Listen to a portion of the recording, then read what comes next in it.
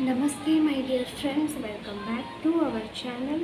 ಇವತ್ತಿನ ಈ ವಿಡಿಯೋದಲ್ಲಿ 6ನೆಯ ತರಗತಿಯ ಕನ್ನಡ ಗಂಧರ್ವ ಸೇನೆ ಅನ್ನುವಂತಹ ಪಾಠದ ಪ್ರಶ್ನೋತ್ತರಗಳನ್ನ ಇವತ್ತಿನ ಈ ವಿಡಿಯೋದಲ್ಲಿ ನೋಡೋಣ.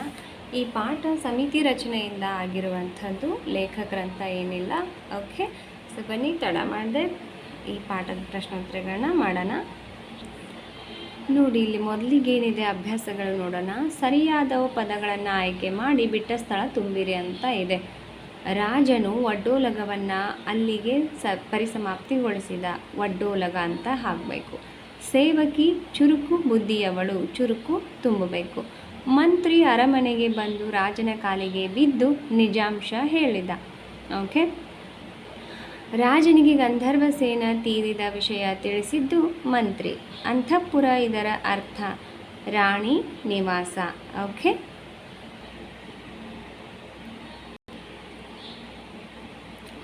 ನೋಡಿ ಪದಗಳ ಅರ್ಥ ಬರೆಯಿರಿ ಅಂತ ಹೇಳಿದ್ದಾರೆ. ಮೊದಲೇದು ನಿಟ್ಟುಸಿರು ಅಂದರೆ ದೀರ್ಘವಾಗಿ ಬಿಡುವಂತಹ ಉಸಿರು. ಪರಿಸಮಾಪ್ತಿ, ಮುಕ್ತಾಯ. ಮಾರ್ನುಡಿ, ಪ್ರತಿಯಾಗಿ ಮಾತನಾಡು. ಉದ್ಗರಿಸು ಅಂತಂದರೆ ಹೇಳು ಅಂತ ಅರ್ಥ. ಇನ್ನು ಕೆಳಗಿನ ಪ್ರಶ್ನೆಗಳಿಗೆ ಒಂದು ವಾಕ್ಯದಲ್ಲಿ ಉತ್ತರಿಸಿ. ನೋಡಿ ಏನಿದೆ, ಮಂತ್ರಿ ಅಳುತ್ತಾ ರಾಜನ ಬಳಿ ಏನೆಂದು ಹೇಳಿದ ಅಂತ ಇದೆ. ಮಂತ್ರಿ ಅಳುತ್ತಾ ರಾಜನ ಬಳಿ ಬಂದು ಗಂಧರ್ವ ಸೇನರು ತೀರಿಕೊಂಡರಂತೆ ಎಂದು ಹೇಳಿದ. ಗಂಧರ್ವ ಸೇನ ಯಾರು? ಗಂಧರ್ವ ಸೇನ ಮಡಿವಾಳತಿಯ ಪ್ರೀತಿಯ ಕತ್ತೆಯಾಗಿತ್ತು. 3ನೆಯ ಪ್ರಶ್ನೆ, ಗಂಧರ್ವ ಸೇನ ತೀರಿಕೊಂಡ ವಿಷಯವನ್ನು ರಾಜ ಯಾರಿಗೆ ಹೇಳಿದ? ಓಕೆ, ಗಂಧರ್ವ ಸೇನ ತೀರಿಕೊಂಡ ವಿಷಯವನ್ನು ರಾಜ ರಾಣಿವಾಸದವರಿಗೆ ಹೇಳಿದ. ಓಕೆ, ಇನ್ನು ನೋಡ್ರಿ, ರಾಣಿ ಸೇವಕಿ ಏನೆಂದು ಆಲೋಚನೆ ಮಾಡಿದಳು. ರಾಣಿಯ ಸೇವಕಿ ನಮ್ಮ ಮಹಾರಾಜರಿಗೂ ಆ ಗಂಧರ್ವ ಸೇನರಿಗೂ ಏನು ಸಂಬಂಧ ಎಂದು ಆಲೋಚನೆ ಮಾಡಿದಳು.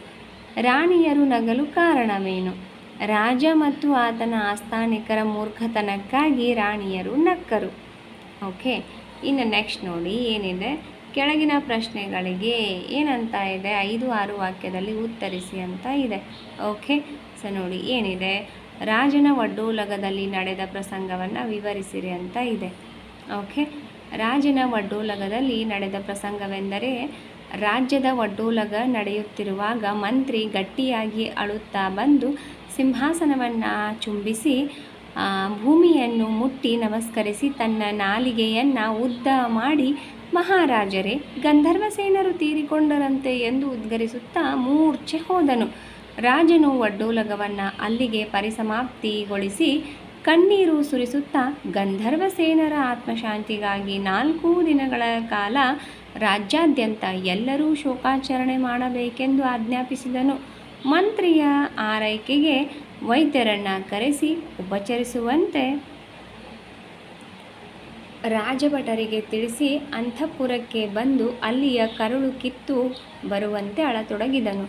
ಇನ್ನು 2ನೇದು ನೋಡಿ, ಗಂಧರ್ವ ಸೇನ ಯಾರು ಎಂಬುದನ್ನು ತಿಳಿಯಲು ಮಂತ್ರಿಯು ಮಾಡಿದ ಪ್ರಯತ್ನಗಳು ಏನು ಅಂತ ಇದೆ. ಗಂಧರ್ವ ಸೇನ ಯಾರು ಎಂಬುದನ್ನು ತಿಳಿಯಲು ಮಂತ್ರಿಯು ಸೇನಾಪಡೆಯ ಮುಖ್ಯಸ್ಥರನ್ನು ಕಂಡು ವಿಚಾರಿಸಿದ. ಸೈನ್ಯದ ಮುಖ್ಯಸ್ಥನು ತನ್ನ ಹೆಂಡತಿ ಹೇಳಿದ್ದಾಗಿ ತಿಳಿಸಿದ್ದರಿಂದ ಮಂತ್ರಿಯು ತಕ್ಷಣ ಅವನ ಮನೆಗೆ ಹೋಗಿ ಆಕೆಯನ್ನು ವಿಚಾರಿಸಿದರೆ, ಆಕೆ ತಾನು ಕೆರೆಯಲ್ಲಿ ಮಡಿವಾಳತಿ ಅಳುತ್ತಿದ್ದುದನ್ನು ಕಂಡು ಬಂದು ಹೇಳಿದ್ದಾಗಿ ಉತ್ತರಿಸಿದಳು. ಕೊನೆಗೆ ಮಂತ್ರಿಯು ಸೈನ್ಯದ ಮತ್ತು ಅವನ ಹೆಂಡತಿಯೊಂದಿಗೆ ಮಡಿವಾಳತಿಯನ್ನು ವಿಚಾರಿಸಿದಾಗ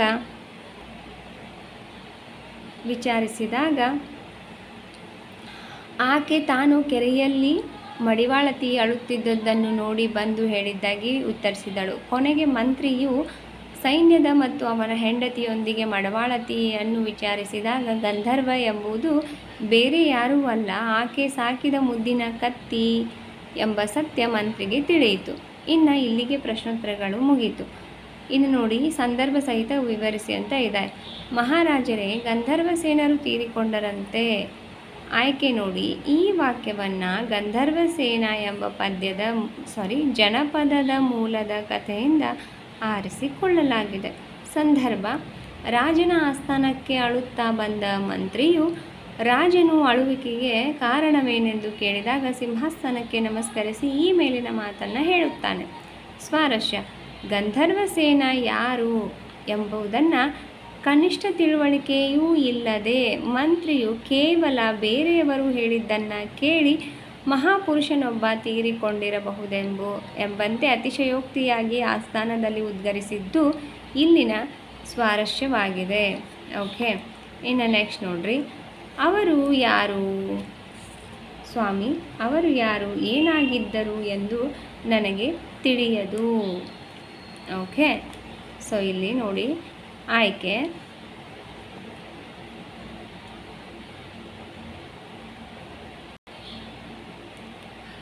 ಈ ವಾಕ್ಯವನ್ನು ಗಂಧರ್ವಸೇನ ಎಂಬ ಜನಪದ ಮೂಲದ ಕಥೆಯಿಂದ ಆರಿಸಿಕೊಳ್ಳಲಾಗಿದೆ. ಸಂದರ್ಭ: ರಾಜನ ಆಜ್ಞೆಯಂತೆ ಮಂತ್ರಿಯು ಗಂಧರ್ವಸೇನ ಯಾರೆಂದು ಪತ್ತೆ ಹಚ್ಚಲು ಸೈನ್ಯದ ಮುಖ್ಯಸ್ಥನ ಬಳಿ ಬಂದು ಕೇಳಿದಾಗ ಸೈನ್ಯದ ಮುಖ್ಯಸ್ಥನು ಮಂತ್ರಿಗೆ ಈ ಮೇಲಿನ ಮಾತನ್ನು ಹೇಳುತ್ತಾನೆ.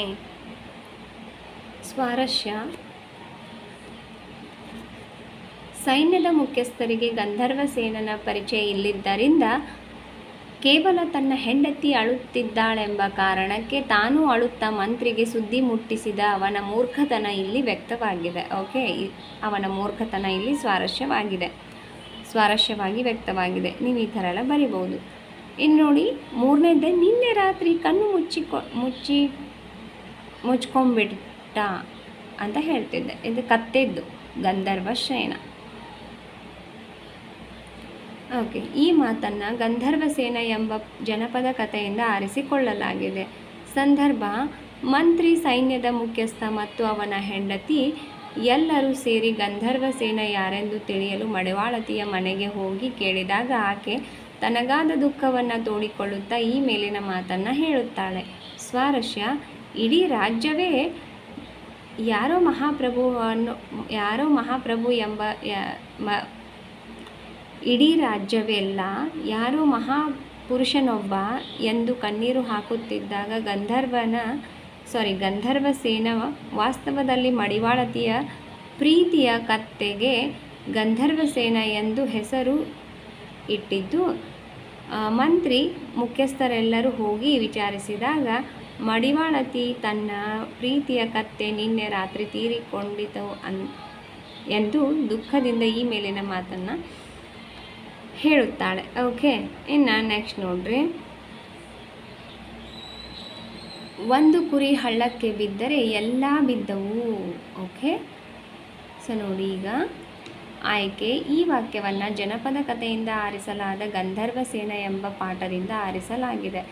ಸಂದರ್ಭ: ಈ ಕಥೆಯ ಸಂಕಲನಕಾರರು ರಾಜ ಮತ್ತು ಆತನ ಆಸ್ಥಾನಿಕರೆಲ್ಲರ ಸಾಮಾನ್ಯ ತಿಳುವಳಿಕೆಯೂ ಇಲ್ಲದಂತಹ ಮೂರ್ಖತನದ ಕುರಿತು ಈ ಮೇಲಿನ ವಾಕ್ಯದಲ್ಲಿ ಹೇಳಿದ್ದಾರೆ. ಓಕೆ, ಇನ್ನು ನೋಡಿ ಸ್ವಾರಸ್ಯ: ಇಲ್ಲಿ ಮಡಿವಾಳತಿಯು ತನ್ನ ಕತ್ತೆಗೆ ಗಂಧರ್ವಸೇನ ಎಂದು ಹೆಸರಿಟ್ಟಿದ್ದು ಅದು ತೀರಿಕೊಂಡಾಗ ಮಂತ್ರಿಯು ಗಂಧರ್ವಸೇನರು ತೀರಿ ಹೋದರಂತೆ ಎಂದು ರಾಜನಿಗೆ ತಿಳಿಸಿದಾಗ ರಾಜ ಸರಿಯಾಗಿ ವಿಚಾರಿಸದೆ ರಾಜ್ಯವಿಡೀ ಶೋಕಾಚರಣೆ ಮಾಡುವಂತೆ ತಿಳಿಸಿದ್ದನ್ನು ಸಂಕಲನಕಾರರು ಹಾಸ್ಯಮಯವಾಗಿ ಈ ಮೇಲಿನ ವಾಕ್ಯದಲ್ಲಿ ಹೇಳಿದ್ದಾರೆ. ಇನ್ನು ನೋಡ್ರಿ, ಕೆಳಗಿನವುಗಳನ್ನು ನುಡಿಗಟ್ಟುಗಳು, ಗಾದೆ, ಒಗಟುಗಳು ಅಂತ ಮಾಡಿ ವಿಂಗಡಿಸಿ ಬರೀರಿ ಅಂತ ಹೇಳಿದ್ದಾರೆ. ನೋಡಿ, ನುಡಿಗಟ್ಟುಗಳು: ಮೂಗು ತೂರಿಸು, ಕಾಲಿಗೆ ಬುದ್ಧಿ ಹೇಳು, ತಲೆ ಹಾಕು, ಬೆನ್ನಿಗೆ ಚೂರಿ ಹಾಕು, ಕರುಳು ಹಿಂಡು. ಗಾದೆ ಮಾತುಗಳು: ಕೇಳಿದ ಕಿವಿ ಊರಿಗೆ ಮಾರಿ ತಂದಿತು. ಓಕೆ, ಒಂದು ಕುರಿ ಹಳ್ಳಕ್ಕೆ ಬಿದ್ದರೆ ಎಲ್ಲ ಬಿದ್ದವು, ಮುಚ್ಚಿಟ್ಟಿದ್ದು ಮಣ್ಣಿನ ಪಾಲು. ಇನ್ನು ಒಗಟುಗಳನ್ನು ನೋಡ್ರಿ. ದಾಸ ಬುರುಡೆ, ದೌಲತ್ ಬುರುಡೆ, ಲೋಕಕ್ಕೆಲ್ಲ ಎರಡೇ ಬುರುಡೆ. ಇನ್ನು ನೆಕ್ಸ್ಟ್, ಚಿನ್ನದ ಪೆಟ್ಟಿಗೆಯಲ್ಲಿ ಬೆಳ್ಳಿ ಲಿಂಗ. ಓಕೆ, ಸೊ ಇನ್ನು ನೋಡಿ, ಇಲ್ಲಿಗೆ ಈ ಪಾಠದ ಪ್ರಶ್ನೋತ್ತರಗಳೆಲ್ಲ ಮುಗಿದು ನೆಕ್ಸ್ಟ್ ಭಾಷಾ ಚಟುವಟಿಕೆ ಇದೆ. ವಚನ ಬದಲಿಸಿ ಬರೀರಿ ಅಂತ ಹೇಳಿದ್ದಾರೆ. ವಚನ ಬದಲಿಸಿ: ಗಿಡ, ತಮ್ಮಂದಿರು, ಪತ್ರಗಳು, ಮಗು ಅಂತ ಇದೆ. ಗಿಡ ಏನು ಬರಿತೀರಾ? ಗಿಡಗಳು ಅಂತ ಬರಿಬೇಕು. ತಮ್ಮಂದಿರು ತಮ್ಮ ಅಂತ ಬರಿಬೇಕು. ಪತ್ರಗಳು ಪತ್ರ ಅಂತ. ಮಗು ಅಂದರೆ ಮಕ್ಕಳು. ಏಕವಚನ ಬಹುವಚನ. ಓಕೆ, ಇನ್ನು ಪುಲ್ಲಿಂಗ ಸ್ತ್ರೀಲಿಂಗ ರೂಪಕ್ಕೆ ಬದಲಿಸಿ ಬರೆಯಿರಿ ಅಂತ ಹೇಳಿದ್ದಾರೆ.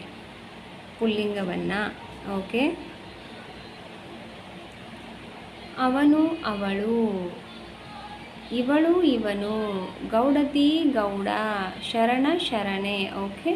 ಇನ್ನು ನೆಕ್ಸ್ಟ್ ನೋಡಿ, ಕೆಳಗಿನವುಗಳಿಗೆ 4 ಉದಾಹರಣೆಗಳನ್ನು ಕೊಡಿ ಅಂತ ಹೇಳಿದ್ದಾರೆ. ಅನ್ವರ್ಥನಾಮ ವ್ಯಾಪಾರಿ, ರೋಗಿ, ಶಿಕ್ಷಕ, ವೈದ್ಯ. ಇನ್ನು ರೂಢನಾಮ ನದಿ, ಪರ್ವತ, ಮನುಷ್ಯ, ದೇಶ, ಹುಡುಗಿ. ನೋಡಿ, ಅಂಕಿತ ನಾಮಕ್ಕೆ ಬ್ರಹ್ಮಪುತ್ರ, ರಾಗಿಣಿ, ಸ್ನೇಹ, ಬೆಂಗಳೂರು. ಓಕೆ. ನೋಡಿ, ನಾಮಪದಗಳು ಮತ್ತು ಅದರ ಎಲ್ಲ